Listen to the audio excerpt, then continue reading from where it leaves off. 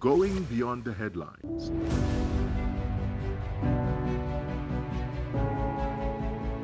Asking the questions you want answered. Exploring government policies and how they impact you. We are delving deeper.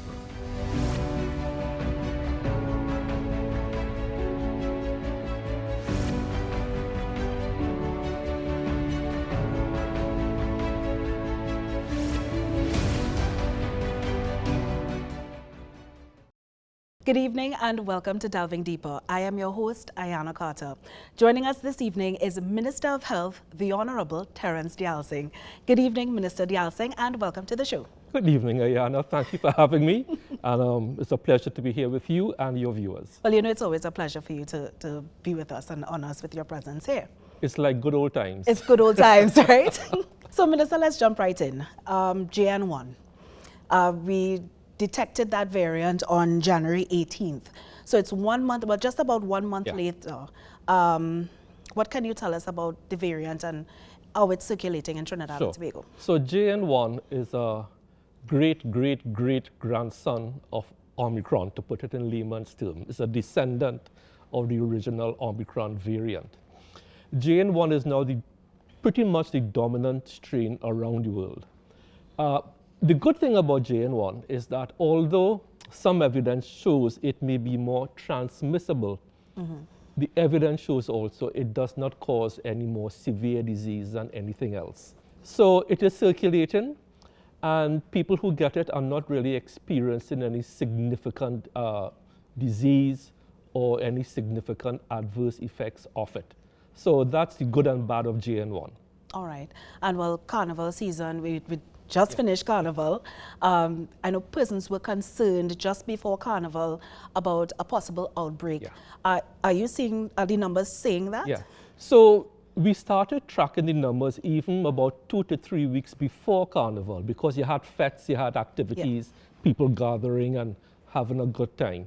So it's not really Carnival. From pre-Carnival, the figure that we looked at most closely is our hospital numbers.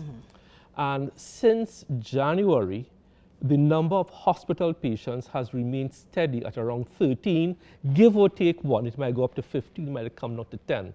But that has been steady for the past 2 to 3 months.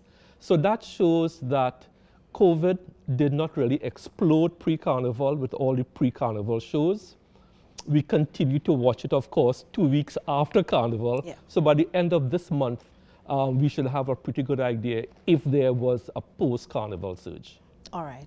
And you indicated recently that the government is in the process of acquiring vaccines. What can you share with regard to Trinidad and Tobago's acquisition of any more COVID-19 thanks for vaccines? That. So when we knew that our vaccines were expiring in September of last year, that is September 2023, we started since around June to reach out to our international partners to get vaccines. The talks are going well. I can't disclose anything as yet because nothing has been concretized. I met with some of our partners up to Ash Wednesday, and the possibilities are looking pretty good for us to get some vaccines in sooner rather than later. Okay. Would you be able, or are you in a position to say which vaccines? Not at this point in time. We are pursuing so many different angles that when we have something concrete, we will come to the public with that. Some expired doses of COVID-19 vaccines, we're just saying it's roughly 800,000. 795,000. 795,000. Yes. You know, that type of wastage, and it costs money for our vaccines, and it's not $2, as we like to say in local parlance.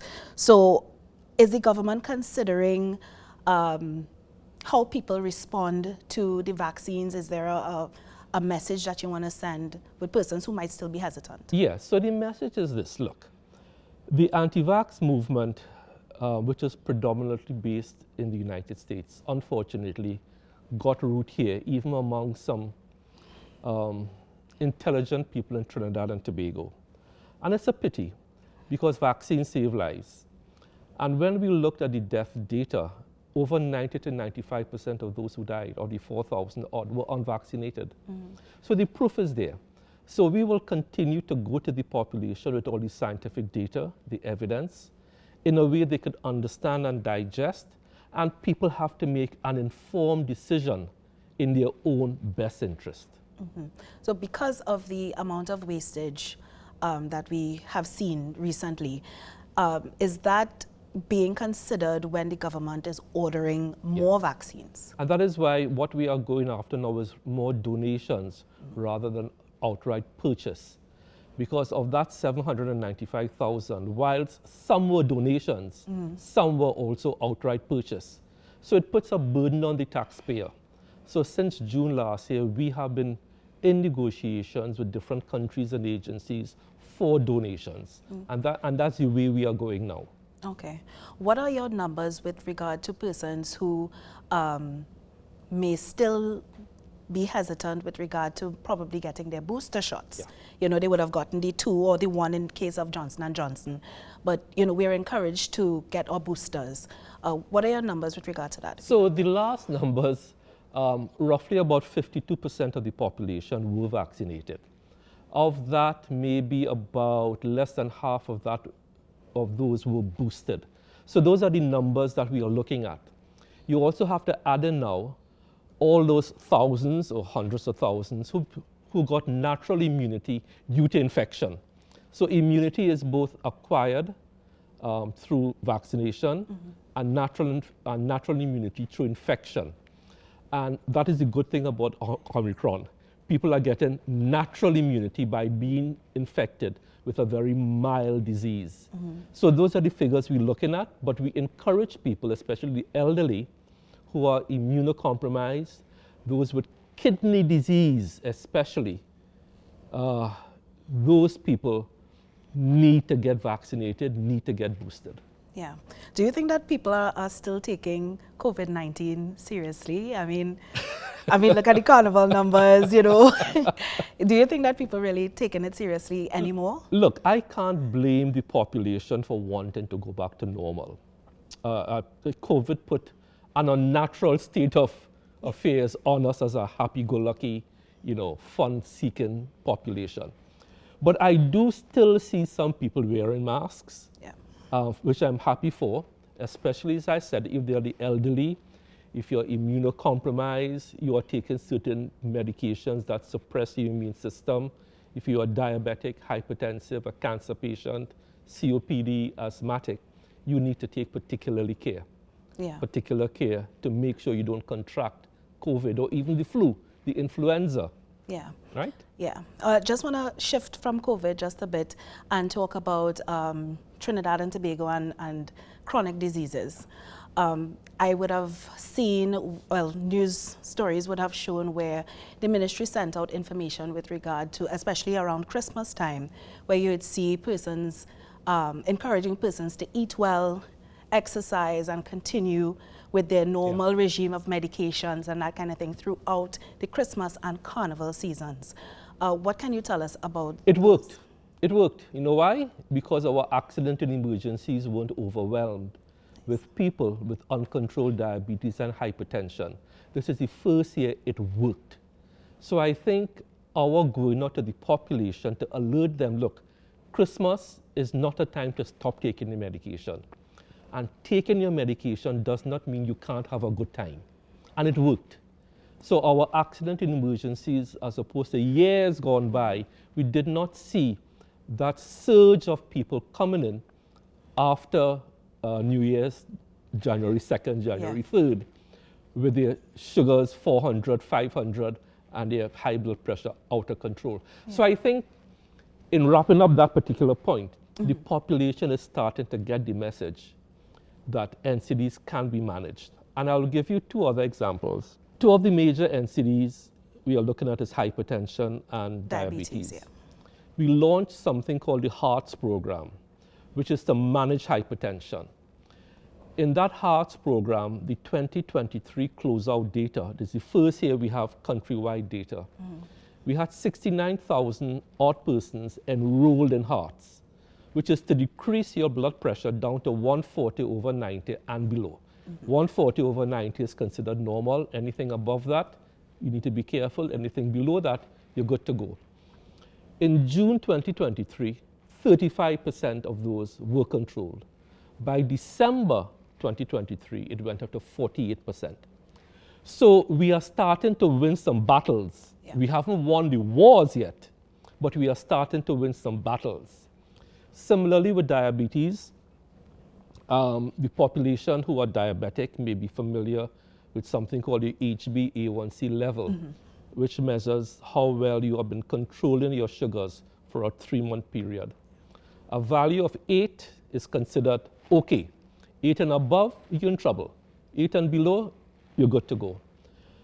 With those diabetic wellness centers we have set up now, we have been able to identify 811 persons who had HbA1cs of 8 up to 14 and 15, pull them out of the regular clinic system and put them into what I call a diabetic boot camp, where we not only manage your diabetes, but we give you the information to manage your lifestyle.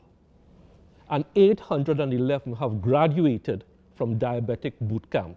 That means the possibility of 811 persons not needing foot amputations. Right. It means 811 people less coming to your A&Es with blood sugars of 400, 500, in hyperglycemic states, in shock. Same thing with the high blood pressure. So we are starting to win some battles, Ayana. Yeah. We have not yet won the war. Yeah. But it's a good place to be. And that's why Trinidad and Tobago has been recognized by WHO as one of 22 front-runner countries in the battle for NCDs. So we are doing well, but we still have a way to go. We have more to Yeah. go. Yeah. How is it in terms of attacking NCDs in the community center, in the community setting, sorry, with health centers? Yeah. So it's not only health centers. What we are doing is doing something called a life course approach to NCDs. Life course approach. So what we are doing, we start with the pregnant woman. Trinidad and Tobago has one of the few recently launched diabetes and pregnancy programs, where we trap our diabetic mothers early. We manage them. If we manage them, it means that their babies are not born overweight. A diabetic mother will be prone to deliver a diabetic baby. That diabetic baby will be overweight at birth, and chances are going to develop diabetes 2, 3 years, 5 years. So by managing that in a life course approach, from inception in the womb to birth, by encouraging women to breastfeed, from 2020 to now, we have moved our breastfeeding rates in our hospitals from a paltry 40–50% initiation of early breastfeeding within 24 hours of birth to now 95%. And that is culture change taking place in the communities, in the health centers, because in all our health centers we teach women. Imagine now we have to teach women how to breastfeed. Yeah. That was something our grandparents did Yeah. automatically. Yeah, right? yeah. But now we recognize that modern society places these burdens on women. So we have to assist them. Yeah. And if we can get our women to breastfeed exclusively for at least 6 months, ideally it's 2 years. Yeah. But if they could do it for 6 months, you will have a healthier child who will be a healthier adult and less prone to NCDs. Yeah. All right. I know one of the achievements that we saw in the news recently was the baby-friendly hospital, Sangre Grande Hospital, being accredited. Yes. You know, so, and I know that the Mount Hope Maternity was accredited first. So tell us a little bit about those achievements, and then we can go on to any other achievements. So those baby-friendly hospital initiatives are part of the life course approach. It is an attempt to convert our hospitals into a place where women feel welcome, where women are empowered to do what is natural, breastfeeding. For too long, in the past 40, 30 years, women were ashamed to breastfeed. You will get these glances and these stares. Now women feel much more confident, as our grandmothers did, to breastfeed in public. And I am so happy when I see women breastfeeding in public. And that is part of the education coming out of this baby-friendly hospital initiative to destigmatize breastfeeding. It's a natural thing. And that mother-to-child skin contact, that bond you get, is something that will serve mother and child for a lifetime. Yeah. What are some of the other achievements that the ministry has so we accomplished? continue to be a world leader in how to reduce maternal mortality. Last year, 2023, was the first year we had absolutely no mothers dying out of direct causes for pregnancy. We have slashed our neonatal infant mortality rate by over 50%. And Trinidad and Tobago is recognized externally as a world leader in this. We don't get the recognition locally, but that's okay. All the international experts point to Trinidad and Tobago as a country that did it. When you look at other developed countries, their maternal mortality rates, especially in their black populations, are climbing. We have a significant black population here. We did not have a single maternal mortality last year. But in other countries, it is rising. So that is something Trinidad and Tobago should be proud of. And I want to thank our doctors, our nurses, our midwives, our lab techs, because it's not a ministry thing. Yes, we guide it, but they on the ground have to implement. They on the ground have to deal with the reality. And it's a team effort for our obstetricians, our nurses, our midwives, our lab techs, everyone, patient care escorts, everyone. Yeah. It's a wonderful experience. Yes, it sounds so, and it will only benefit, the people of Trinidad and Tobago. Now, Minister, talk about the Central Block construction. How far are we, what can we expect? So Central Block, after the hiccup we had where the last contractor terminated, is back on stream. All things being equal, it should be able to be open to the public around March, April in 2025. Right now it's about 35% completed, and I pay site visits there every month. My next site visit is next week, Thursday, but it's going according to the revised schedule. Okay. Now, we spoke about some of the achievements. Let's talk about some of the challenges that your ministry may have faced so far. Yeah. So we have a couple strategic objectives. So one is to convert this country from the old chit system, where if somebody needs blood, you, Ayana, have to go and find your relatives, beg a friend. We want to change that and have people give blood, what we call altruistically. So if you, Ayana, need blood, you are dying, you don't have to be further traumatized by getting mommy, granny, a friend to give blood. Right now, about 8.5% of our blood is donated altruistically, which is good. But a challenge is to convert more and more people to that. Because human nature is that they don't respond until there's a crisis. Yeah. But we are trying to get people to respond outside of a crisis. Like sometimes in the United States, when you have these mass shootings, one of the first things they appeal for is what? Blood. Yeah. Blood. You have to beg people, come and give blood. It's a challenge. And the adoption by the general public of this new way of giving blood is taken up a bit longer than expected. It's a challenge, but we are getting there. When you consider that before, only about 0.5% of the blood was donated altruistically. Right now, we are up to about 8.5%. So some progress has been made, but changing the mindset of people from this emergency crisis system to one where there is no emergency, there is no crisis. Yeah. Ayana needs blood, there is blood. As opposed to Ayana needs blood, we have to go and scramble now to find donors. Yeah. That's a bit of a challenge. Other than that, our other strategic objectives is in NCDs, which I mentioned. So we are winning some battles. We still have to win the war. The decentralization of mental health, is ongoing. So those are some of the challenges that we are facing. Now, Minister, what can we look forward to in fiscal 2024? Well, fiscal 2024, we are now into about the second quarter of it.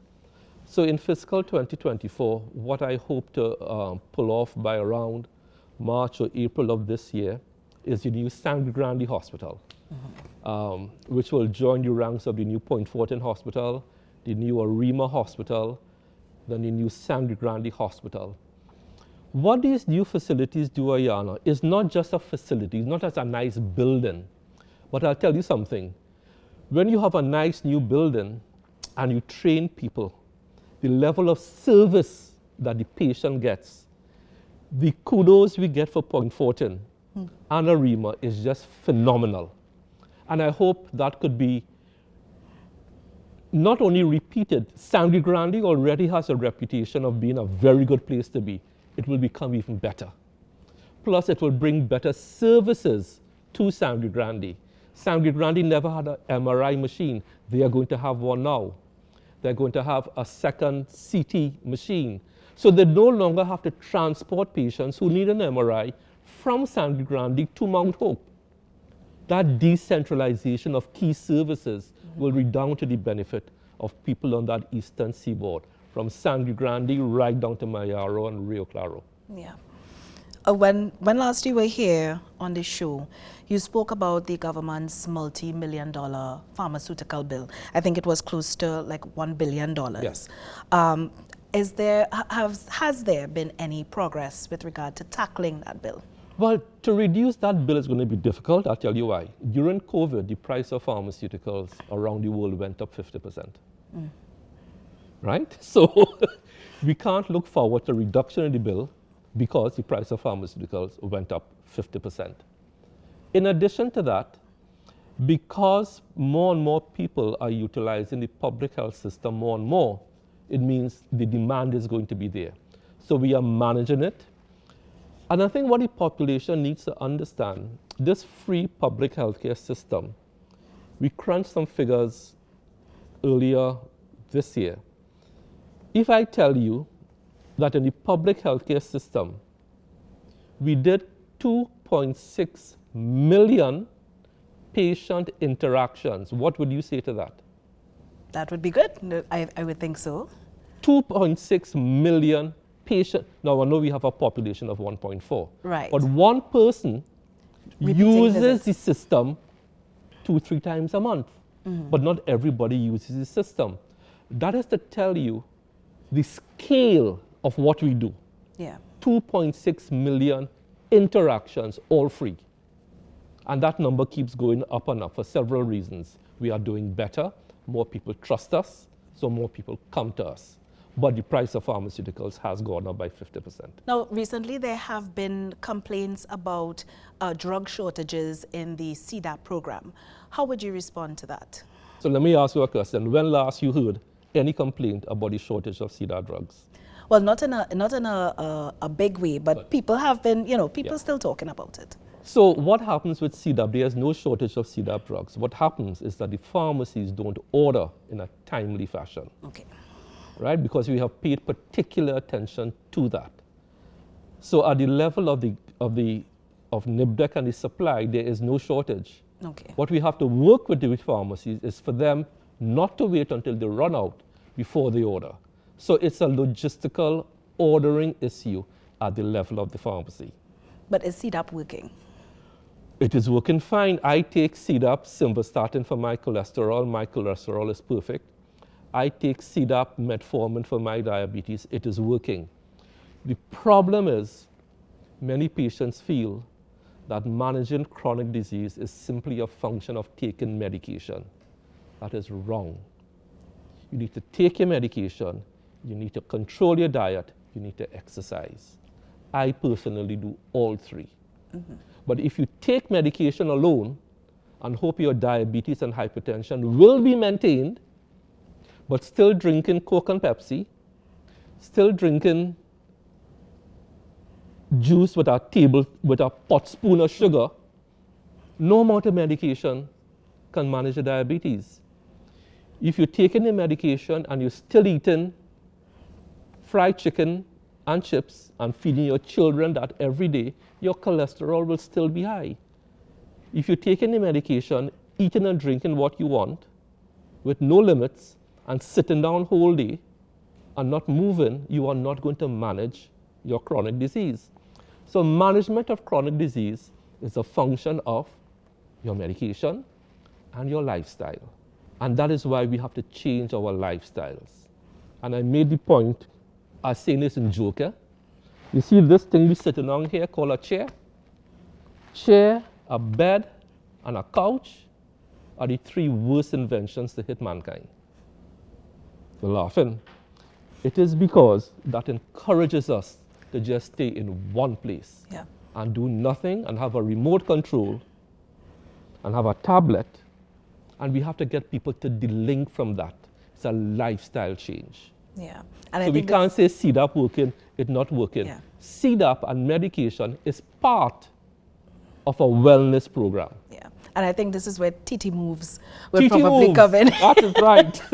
TT Moves. Just get moving. Yeah. Do 4,000 steps a day. Download a pedometer. We have a TT Moves pedometer, and just do 4,000 steps a day. Yeah. Just instead of drinking 3 Coke and Pepsi for the day, drink 1, moderation, but substitute some water. Mm-hmm. Instead of eating all this fast foods, I'm not saying not to eat it, but do things in moderation. Enjoy life, but do things in moderation. Yeah, and don't wait until Carnival time to be And don't wait until Carnival to shape up. It's a habit. It's a wellness is daily habits. So moving has to be a daily habit.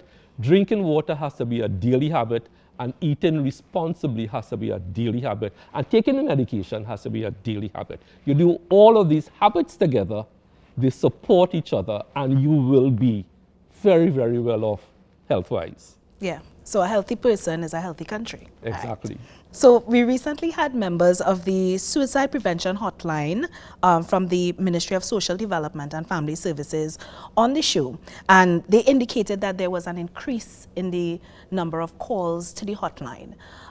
What can you tell us about the mental health aspect and how the ministry deals with that? So we started to realize that the way we treated mental health in this country was all wrong. It was upside down. We were taking people, putting them in St. Anne's and locking them away for 30 and 40 years. That institutionalized model of mental health is old-fashioned, what we call anachronistic, out of time. So we started this decentralization process even before COVID. It means taking mental health to communities. It means taking mental health to overcome stigma, discrimination. On the issue of suicide, I want to congratulate the Ministry of Social Development for doing that.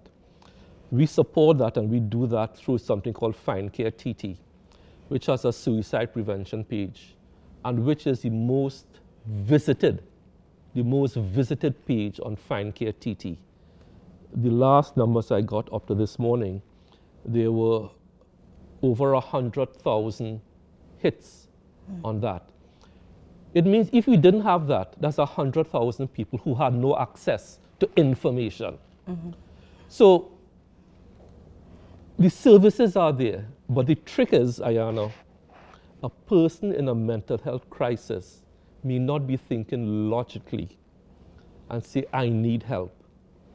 What we need to do then is to engage their families, their co-workers, their spouses, their parents, and their children. Look, these are the signs and symptoms. And even though the person may not seek help, you need to intervene, do an intervention, and say, look, my loved one needs help. My co-worker may need help. And the help is there. They just reach out and the help is there. This has to be, using a cliche, a whole of society approach. Right. A whole of family, co-workers, your surroundings have to be attuned that Terrence is going off the deep end. Terrence may need help. And this is where you find help. Yeah. So we are there for you. All right, but Minister, do you have any final thoughts? Well, first of all, yes, thank you for having me. If I could just urge the population to continue working with us at the ministry. We have a wealth of information for you. We are there to make you feel healthier. We are there to make you feel better. Not only your medical condition, but as we ended on the issue of mental health, we are there for you to help you with your mental health challenges, because COVID showed us that mental health is something we can't ignore. So we are there for you with everything that we do. We have your back, Trinidad and Tobago. Work with us, get on board with our TT Moves campaign, and let's just be a healthier, better country. All right. And Minister Deyalsingh, thank you so much for joining us again on Delving Deeper, taking your time off to come and discuss these issues with us. Anytime, my friend. All right, great. Blessings. And that's our show. Join us next week for another episode of Delving Deeper. I am your host, Ayana Carter, and from all of us here, have a good night.